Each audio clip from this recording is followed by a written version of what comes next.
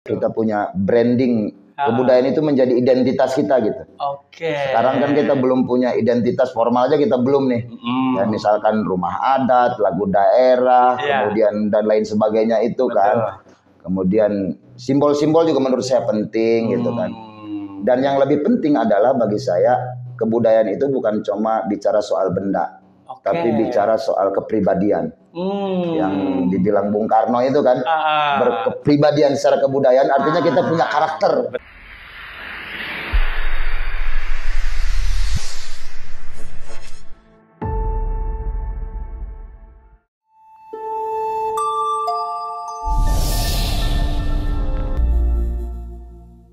Assalamualaikum warahmatullahi wabarakatuh. Selamat datang kembali di Bagus Podcast. Wow, satu pekan lagi akan menghadapi penghujung bulan Agustus. Pesta demokrasi akan semakin jelas siapakah peserta Pilgub Banten, Pilkada Kabupaten Kota di Provinsi Banten. Kita mengundang salah satu tokoh muda inspiratif di Provinsi Banten untuk bincang-bincang tidak hanya soal demokrasi, tapi juga soal kesibukan beliau di akhir-akhir hari ini. Karena nampaknya beliau lelah sekali. Kita sapa dulu, sudah hadir di Bagus Podcast. Ini idola Saprol, meskipun adik kelas sesungguhnya. Kang Nedi. Halo Bung Saprol. Alhamdulillah, akhirnya kesampaian juga undang Kang Nedi ini. Iya, gara-gara Bagus Podcast saya ini masuk podcast. Ini pertama kalinya saya ikut podcast. Alhamdulillah. Kemana aja ini Kang Nedi ini? Ada aja bulan Agustus kan. Sebagian orang ikut perlombaan. Iya. Ada sebagian lagi yang kayaknya nggak bakalan ikut lomba kan. Gitu. Jadi saya termasuk orang yang nggak akan ikut lomba itu. Apa panitia lomba? Nggak juga. Nggak juga. Nggak terlibat di panitia, nggak juga terlibat dalam perlombaan. Oke. Gitu. Jadwal manggung padat? Jadwal manggung sepi kayaknya. Karena politik ini nih. Iya, karena kalah sama panggung yang lain kan. Kayaknya panggung politik lebih menarik dibandingkan panggung musik kan gitu. Iya. Vokalis Sandi Kalaben ini. Iya. Jadi selama Agustus tidak ada jadwal manggung. Tidak ada jadwal manggung, tidak ada jadwal perlombaan. Biarkan yang lain aja lah yang berlomba. Ya katanya kan kalaupun kita ikut lomba kan yang menangnya itu aja kan. Iya. Oh dalam banget job ini. Jadi nggak usah lah gitu. Asik. Tapi infonya Kang Nedi akhir-akhir ini sibuk dunia dramaturgi ini, teater lagi. Ya biasa Bung Saprol karena ada tanggung jawab sejarah ya. Karena memang dulu saya pas masuk kuliah itu langsung bergabung dengan komunitas seni kampus gitu ya. Ya waktu itu kesibukan ini itu ya pada akhirnya ketika memanggil lagi ya main lagi gitu. Ceritanya sekarang lagi balik lagi ke panggung teater lah. Panggung musik sepi nih. Yang lagi rame panggung teater kayak gitu. Waduh, ini bapak-bapak para tokoh yang mau kampanye, ini lagi nggak ada job nih. Nggak ada job. Tapi apa yang menarik perbedaan panggung musik dengan panggung teater? Sebetulnya secara panggung ya sama aja ya, cuma mungkin treatment yang berbeda. Kalau di panggung musik saya bisa bergaya sekehendak hati saya kan gitu. Membawakan lagu sesuai dengan lagu yang saya inginkan gitu. Bisa ya di panggung musik lebih lebih gayanya lebih dapat aja. Kalau di teater kan kita terpaku oleh naskah. Kemudian oleh benang merah cerita, kemudian oleh dramaturg tadi, kemudian ada sutradara kan gitu dan lain sebagainya. Jadi di teater kayaknya agak repot karena bukan cuma suara yang diolah, tapi tubuh juga harus diolah. Akhirnya saya sekarang jadi olahragawan gitu. Saya ini olahragawan. Kemudian rasa juga harus diolah gitu. Walaupun di musik juga tetap ya rasa tetap diolah gitu. Tapi di teater kayaknya di kita lebih prosesnya lebih panjang dan agak sulit lah gitu. Ini kalau ngomongin Kang Nedi ini sosoknya udah familiar banget, populer di kalangan jurnalis di Banten juga. Lalu Kang Nedi kalau kemudian balik lagi ke panggung teater, ini kan panggung politik juga nyaris sama dengan panggung teater ya? Iya, dinamikanya agak-agak mirip nih. Gitu. Jadi main karakter ini Kang Nedi sekarang. Karakter. Iya. Sudah ada rencana jadwal manggung untuk teater? Sudah. Bulan ini Agustus? Bulan September. Oh, di September. Dimulai dari tanggal 7 September. Tanggal 7 September itu kami akan mentas di Cirwas. Di Desa Bumi Jaya. Di Desa Bumi Jaya. Kebetulan kami mengangkat naskah soal gerabah, Bung Saprol. Oh iya. Udah paling terkenal banget di Banten ya. Di Gerabah Cirwas. Itu Gerabah Cirwas kami angkat jadi sebuah pertunjukan teater gitu. Dengan konsep pertunjukan teater tubuh. Oke, jadi penuh lumpur. Kemungkinan. Nggak bisa dibocorin. Kemungkinan. Ya masih banyak masih banyak alternatif lain kan gitu. Secara penggarapan oleh sutradara masih banyak alternatif, masih banyak kemungkinan. Jadi saya belum bisa fiksasi nanti bentuknya kayak gimana karena masih berkembang. Tanggal sudah. Tanggal 7 September kita main di Cirwas di Bumi Jaya, kemudian akan dilanjutkan keliling Provinsi Banten. Ke Cilegon, kemudian ke Lebak. Di Lebak juga ada banyak titik, rencana ke Rangkas Bitung, ke Wonosalam, ke Malingping gitu. Kemudian Pandeglang. Dan rencana keluar Bantennya ke Cianjur. Ke Cianjur? Iya. Sudah ada jadwal keluar Banten? Rencana sih ada, jadi harus bermimpi ya. Ini mudah-mudahan ada rezekinya. Ini kenapa banyak orang jatuh cinta ke Kang Nedi selain suaranya khas banget juga rendah hati sekali. Tapi ada momen 4 Oktober kan ulang tahun Provinsi Banten. Ada agenda rangkaian HUT Banten nggak di teaternya? Sampai saat ini belum dimasukkan ke dalam agenda. Karena ulang tahun Banten itu tidak seperti 17 Agustus kemarin ya. Betul. Artinya ulang Banten itu belum menjadi hajatan masyarakat Banten. Belum jadi. Nggak tahu masalahnya di mana tuh. Jadi masih hajatan masyarakat KP3B. Iya, jadi itu lebih ke ulang tahun KP3B aja. Ulang tahun KP3B aja. Iya ini jadi, mungkin Bung Saprol akan banyak terlibat lah kalau dalam. Nanti bisa kolaborasi dengan Pokja Wartawan Banten ya. Ya mudah-mudahan ya. Mudah-mudahan kontrak lamanya masih ada. Kalau sudah tidak ada bahaya itu. Saprol makin terpesona dengan kegiatan yang baru Kang Nedi, meskipun ini kan dunia lama sebenarnya. Dunia lama. Artinya sosok Kang Nedi yang multi talenta. Tidak hanya di musik, di panggung teater, kemudian juga aktivis mahasiswa. Ya dulu ya. Di dulunya, jadi banyak sekali kesan ketika orang Kang Nedi itu dulu saya pernah begini. Jadi kalau ketemu orang cerita soal Kang Nedi, mereka punya kesan masing-masing. Iya beda-beda. Tapi circle-nya bertambah dong dari tadinya di dunia musik, sekarang balik ke teater. Bertambah secara kan ada regenerasi ya. Sementara saya mungkin generasi 2010 gitu. Kemudian ketika bergabung lagi sekarang ada generasi yang baru yang menurut saya lebih keren dibanding generasi saya gitu ya. Karena sekarang seni itu di Banten diminati oleh teman-teman generasi muda. Jadi banyak ini sekarang Bung Saprol yang kuliah di kampus seni. Jadi teman-teman teater tuh sekarang di Banten tuh yang muda-muda. Di bawah saya sedikit lah gitu. Itu mereka seniman-seniman akademi semua. Ada yang di musik, ada yang di teater, ada yang di seni rupa gitu. Jadi keren lah Banten gitu. Keren ya. Keren SDM-nya sudah lumayan meningkat. Kalau zaman saya kan otodidak. Wajar ya, mereka keren kan. Banten juga mau usia 24 tahun 24 ini. 24 tahun. Jadi sudah saatnya keren. Sudah saatnya keren.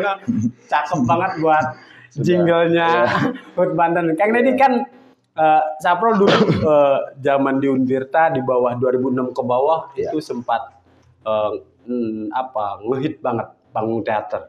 Di kampus Untirta ada Mang Betty. Betul. Kemudian di kampus UIN-nya malah jadi wartawan Kang Budi. Dulu bagaimana dulu kami tiap malam minggu malah ke kampus untuk nonton teater. Begitu 2010 ke atas udah nggak ada lagi itu. Iya, nggak akrab ya, nggak akrab antara dunia kesenian dengan dunia jurnalis itu ya. entah ini kegagalan apa pemerintah daerah mengelola panggung seni menjadi hiburan rakyat atau serangan teknologi seperti Netflix, kemudian apa media sosial, konten-konten gitu kan. Iya, karena mungkin ya dunia teknologi mengarahkan kita untuk hidup masing-masing gitu ya. Orang sudah bisa mempublikasikan sendiri segala macam. Jadi saya sih melihat tetap dibutuhkan misalkan dunia kesenian dengan dunia jurnalis gitu, tapi tidak seakrab dulu ya gitu, karena mengarahkan kita untuk masing-masing. Nah ini mudah-mudahan jadi merajut kembali antara para seniman dengan jurnalis, karena sejarahnya kan Bung Saprol ya, antara kesenian dengan jurnalisme itu kan dari dulu kan. Betul. Maksudnya karya seni tanpa adanya jurnalis juga dia tidak bisa terekspos lebih luas. Gagasannya, kritik dan lain sebagainya tetap butuh jurnalis, Bung Saprol. Kami ini dulu untuk Babi ini. Iya, karena jurnalis mau gimana pun ya akses kami kan terbatas. Panggung teater cuma ditonton oleh penonton yang berminat untuk melihat pertunjukan kan. Tapi untuk dinikmati oleh publik secara luas, gagasannya segala macamnya kan itu butuh tangan-tangan jurnalis. Asik, kan Republik ini juga merdeka, salah satunya ada peran serta para jurnalis. Betul. Jadi ingat momen Agustusan. Tapi sekarang kan udah, dulu kita kenalnya makhluk sosial, kemudian sekarang jadi ada lagi kosakata baru, makhluk AdSense. Makhluk AdSense jadi ya. Orang bermain dramanya, teaternya untuk konten. Untuk konten. Kang Nedi melawan itu nggak di dunia media sosial? Sedang mencoba. Karena kebetulan saya beradaptasinya agak lambat. Agak lambat dengan dunia digital ini agak lambat. Iya. Karena memang saya berasal dari daerah yang secara tanda kutip mungkin agak tertinggal gitu. Ketika berpindah ke Serang, orang-orang sudah punya fasilitas teknologi waktu itu zaman BBM, Android saya belum gitu. Jadi agak terlambat saya. Cuma di proses garap kali ini akan saya coba. Saya coba untuk juga masuk ke dunia digital. Gitu. Nah, itu asiknya. Kalau udah bahasa jurnalisnya konvergensi. Anjay. Nah, jadi pertunjukan seni di panggung dilakukan, tapi juga di media sosial dilakukan. Betul. Nah, kalau anak musik, anak teater suka ngomongin politik nggak sih, Ned? Ada yang suka, ada yang juga anti. Ada yang anti? Iya, cuma anehnya kalau yang anti itu ya, anti terhadap politik, tapi program pemerintah doyan, agak aneh. Ngomongin politik gitu ya. Anti, kita independen segala macam. Seolah-olah ngomongin politik itu sesuatu hal yang haram gitu kan. Tapi giliran ada program dari pemerintah, ngajuin dong gitu. Kan nggak asik juga ya. Ternyata masuk dalam daftar KPM. Apa tuh? Kelompok penerima manfaat. Nah, saya juga sekarang lagi merintis dengan kawan-kawan beberapa pelaku seni di Rangkas Bitung gitu ya, untuk ayo kita mulai membuka diri untuk bicara soal politik, untuk masuk ke dalam wilayah kebijakan. Karena teman-teman kan jangan sampai teman-teman seniman itu hanya tadi itu KPM, kelompok penerima manfaat, tapi harus juga ikut menyusun strategi. Jadi saya punya judul sekarang bagaimana caranya kebudayaan kemudian menjadi strategi pembangunan daerah. Gitu. Cakep. Ini udah gaya-gaya seniman Jogja ini begini nih. Ya mungkin ya. Iya. Ya tapi saya berharap begitu sih. Jadi kebudayaan itu menjadi dasar atau strategi dari pembangunannya. Tapi memang nyambung sih, Ned. Kalau misalnya kita bicara dunia hiburan, dunia seni, terutama teater, musik. Ini juga kan beberapa daerah provinsi lain maju, memang kepala daerahnya juga punya concern dengan bidang itu gitu. Nah, untuk di Banten sendiri apa sesungguhnya yang belum tersentuh oleh pemerintah daerah sehingga dunia seni kita, dunia musik kita ketinggalan dengan provinsi yang lain? Ada pertama faktor regulasi ya. Faktor regulasinya undang-undang pemajuan kebudayaannya ya belum dilakukan secara maksimal gitu. Walaupun sudah pokok-pokok pikiran kebudayaan itu dari tiap kabupaten kota kan sudah dilakukan. Cuma teman-teman mengkaji bahwa itu terlalu terlalu terburu-buru gitu, sehingga pokok-pokok pikiran kebudayaan itu belum akomodir semuanya. Kemudian yang kedua, tahap inventarisir sedang dilakukan oleh pemerintah pusat, justru oleh kementeriannya. Inventarisir itu. Cuma yang ketiga ini ya problem di pemerintah daerahnya ya. Iya. Program di pemerintah daerahnya, saya suka bercanda gurau dengan pejabat kebudayaan itu. Saya bilang kebudayaan itu di Banten dianggap penting ketika jabatan Kabid Kebudayaan itu sama pentingnya dengan Samsat, dengan PUPR gitu ya. Baru itu kebudayaan dianggap penting. Selama itu tidak diperebutkan orang, berarti kebudayaan belum dianggap penting. Tolak ukur secara politik birokrasinya ya. Gitu. Selama ini kan kita kalau Samsat kan rebutan kedengarannya. Ya. Karena ada upah pungut di sana. Di kebudayaannya belum. Mudah-mudahan ke depan seperti instansi-instansi lain lah. Orang kan lebih banyak mengejar ke pendidikannya dibanding kebudayaannya gitu kan. Berarti kalau kiblatnya dunia seni, dunia musik, provinsi mana yang bagi Nedi, provinsi ini oke banget nih, anak-anak mudanya berkembang di seni, di musik. Nah, Banten harus kiblat ke provinsi mana? Ya, banyak ya, maksudnya ya kiblat kita kan pasti kota-kota besar ya. Sampai sekarang masih Bandung, masih Jakarta, masih Jogja gitu. Dan baru-baru mungkin Banyuwangi gitu kalau bicara pariwisata dan sebagainya. Tetap kita ingin berkembang seperti kota-kota besar itu. Cuma ya itu tadi kepedulian terhadap kebudayaan ini sudah sejauh mana, sudah seserius apa gitu. Kan repot ya, maksudnya di kita tuh mau ngomongin kebudayaan, orang masih sibuk dengan politik birokrasi, orang masih sibuk dengan politik transaksional dan sebagainya. Jadi ini kebudayaan kapan dianggap penting gitu. Makanya kami mulai mengajak diskusi, mengajak dialog calon-calon kepala daerah itu. Yang bisa kami akses, kami ajak dialog, kami ajak diskusi bagaimana kebudayaan ditempatkan dalam pembangunan daerah. Kuncinya itu? Iya. Saya sih pengen ada ini, Bung Sapro, ada apa namanya? Apa itu? Kita punya branding. Kebudayaan itu menjadi identitas kita gitu. Sekarang kan kita belum punya identitas formal aja, kita belum nih. Ya misalkan rumah adat, lagu daerah, kemudian dan lain sebagainya itu kan. Kemudian simbol-simbol juga menurut saya penting gitu kan. Dan yang lebih penting adalah bagi saya kebudayaan itu bukan cuma bicara soal benda, tapi bicara soal kepribadian. Yang dibilang Bung Karno itu kan, berkepribadian secara kebudayaan artinya kita punya karakter. Karakter orang Banten itu seperti apa sih gitu. Itu yang menurut saya penting, sehingga karakter itu kemudian diterapkan dalam politik, diterapkan dalam birokrasi, diterapkan dalam sistem pemerintahan, diterapkan dalam kehidupan masyarakat gitu. Gitu Bung Sapro. Ternyata vokalis dan juga aktor ini mengikuti ternyata. Mimpinya begitu. Mimpinya saya begitu. Cuma kan saya masyarakat biasa, Bung Sapro. Asik. Tidak punya otoritas apapun. Tapi masyarakat biasa yang konsen dengan berkepribadian dalam kebudayaan. Berkepribadian, karena kan penting menurut saya ya. Suatu daerah itu dia punya karakter. Jadi ketika ditanya orang Banten itu siapa sih? Gitu. Kita jawabnya apa? Suka bingung gitu. Bingung kita. Jawabnya apa? Misalkan mau jawab orang Banten itu siapa? Misalkan kita jawab ulama, kita jawab jawara, kita jawab apa lagi gitu. Apakah itu merepresentasikan orang Banten secara umum gitu? Kan belum tentu juga gitu. Yang saya maksud dengan karakter itu, apakah masyarakat Banten itu adalah masyarakat orang pesisir misalnya, yang secara karakter dia terbuka dengan segala macam yang datang dari luar, tapi dia tidak merubah nilainya sendiri. Betul. Laut kan gitu. Dia menerima hujan, menerima air, tapi tidak merubah asinnya. Gitu. Ini kuatnya ini.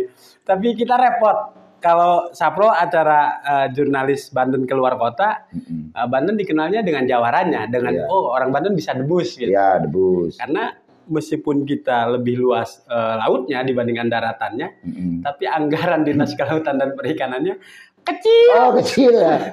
Dibandingkan dinas-dinas PUPR, Dinas Pendidikan dan Kebudayaan.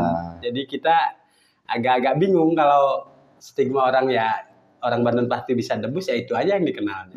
Dan ternyata ada kegelisahan dari Kang Nedi soal karakter itu. Iya, soal karakter, karena Saya suka mengatakan bahwa kebudayaan itu saya bagi ke dalam 3 bagian.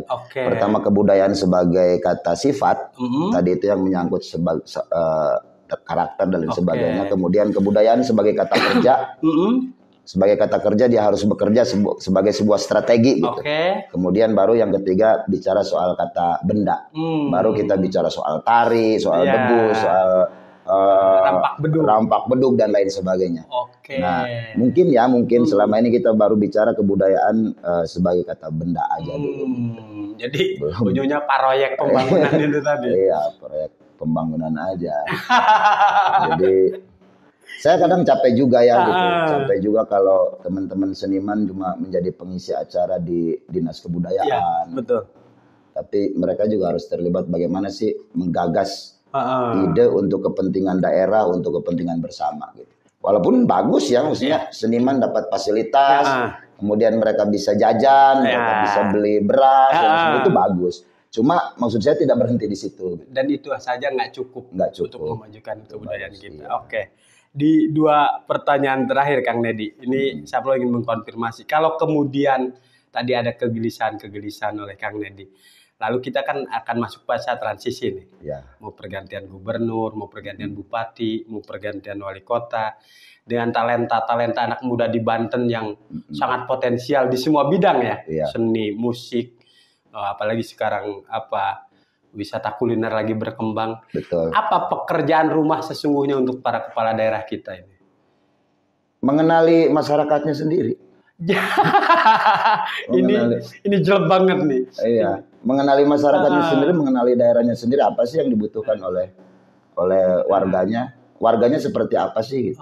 Mengenali apa selama ini mereka nggak kenal atau pura-pura nggak mengenali? Ya, saya nggak tahu ya maksudnya. Cara mereka mengenali masyarakat kan bisa dilihat dari cara cara mereka bekerja. Cara mereka bekerja bagaimana gitu. Kalau bekerjanya pro ke investor atau pro ke pengusaha, berarti yang dikenali cuma bohir-bohir itu kan. Karena kalau programnya pro ke masyarakat, mendukung masyarakat ya, mungkin dia lebih mengenali masyarakatnya. Ya harapannya sih begitulah, mudah-mudahan. Dan berhentilah gitu, maksudnya ganti kepemimpinan, ganti kepentingan, ganti program gitu. Kita harus punya blueprint pembangunan berkelanjutan, harus punya blueprintnya biar pergantian kabid, pergantian kadis, pergantian gubernur itu tidak merubah rencana sistem yang Lagi musim kan sekarang berkelanjutan itu kan. Ya, lagi musim, tapi yang berdasar pada nilai-nilai budaya masyarakatnya gitu. Jadi jangan sampai gubernur ganti, bupati ganti, wali kota ganti. Daya beli masyarakat masih segitu-gitu aja. Ini yang pamungkas nih. Dari selama ini dengan para bupati, wali kota, PJ gubernur sekalipun sudah pernah diskusi langsung Kang Nedi? Belum kayaknya. Belum Karena akses kami terbatas gitu.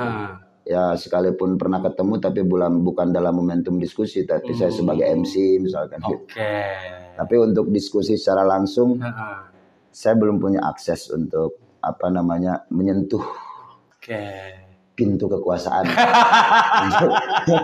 Jadi dari 8 kepala daerah, bupati, wali kota dan 1 PJ gubernur, ada yang punya nomor WhatsApp-nya? Nggak ada, belum ya? Nggak ada, belum yang punya. Lagian mereka punya kepentingan apa ke saya kan? Tidak punya kepentingan apa-apa. Ini asiknya.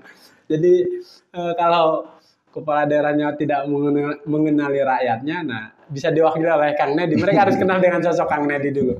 Kang Nedi nih di ujung, soalnya masih banyak obrolan kita, tapi durasi juga terbatas. Kangen dong dengan suara Kang Nedi. Lagu apa yang cocok untuk menyambut Pilkada 2024 kita ini? Ada lagu Iwan Fals tuh yang bagus. Judulnya Nocturno. Mau dong. Saya lupa liriknya. Ada lagu bagus, Nocturno. Iya. kebanyakan baca naskah teater Iya, ini. ada itu apa namanya, gambar iklan jadi impian gitu. Monyet sinting minta persenan kayak gitu. Dua lirik lah boleh. Jadi, ada liriknya begini. Aku rasa hidup tanpa jiwa, baik yang miskin ataupun kaya, sama ganasnya terhadap harta, bagai binatang di dalam rimba. Cakep. Bagai binatang di dalam rimba. Iya. Jadi jangan mau kita percaya pada janji-janji politik, nanti harus diseleksi janjinya. Harus diseleksi, harus dianalisis janjinya. Benar apa enggak gitu. Mantap. Atur nuhun Kang Nedi. Siap Bung Saprol, terima kasih. Hampir sukses di perteateran Bantennya. Iya, amin. Amin. Mudah-mudahan kami Kru Bagus Podcast bisa menyaksikan langsung nanti. Nanti saya undang. Alhamdulillah. Bisa undang. Baik, Sobat Bagus.